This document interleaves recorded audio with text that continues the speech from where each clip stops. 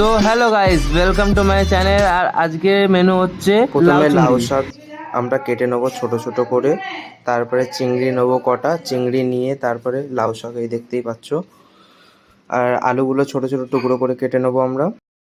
তোমার লঙ্কা, আদা, পেঁয়াজ, টমেটো, জিরে গুঁড়ো, ধনে গুঁড়ো, হলুদ গুঁড়ো, পাঁচফোড়ন। তারপরে চিংড়ি মাছটা ম্যারিনেশন করে রেখে দেবো 5-6 মিনিট। তারপরে কড়াইতে তেল গরম হলে ফোড়ন দেবো। ফোড়ন দিয়ে পেঁয়াজগুলো কুচি কুচি দিয়ে দিলাম।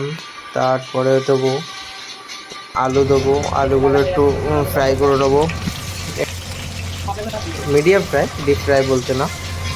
তারপরে আমরা টমেটো কুচি দিয়ে দেবো, দিয়ে লঙ্কা দিয়ে দিলাম, মশলাগুলো দিয়ে 2 থেকে 3 মিনিট নাড়ার পরে আমরা দেবো লবণ, দেবো টেস্ট অনুসার, একটু নেড়ে নিলাম। আবার লাউ শাকটা ওর উপরে দিয়ে দেবো, যেগুলো আগের থেকে আমরা জল ঝরিয়ে রেখেছিলাম। লাউ শাকটা একটু ভালো করে নেড়ে নেবো, গ্যাসটার ফ্লেম জুড়েই থাকবে।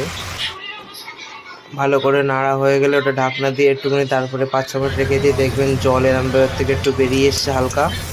তখন তার তার থেকে একটুখানি ফ্রাই করে নেবেন হালকা। ফ্রাই করার পরে চিংড়ি মাছগুলো আমরা যেগুলো ম্যারিনেশন ভাজা করে নিয়েছিলাম দিয়ে জলটা দিয়ে ভালো করে ওইটা একটু ঢাকনা দিয়ে ঢেকে দেবো।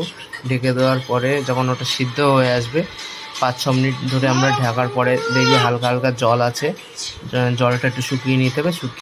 তারপরে সার্ভ করে দিন। Thank you for watching.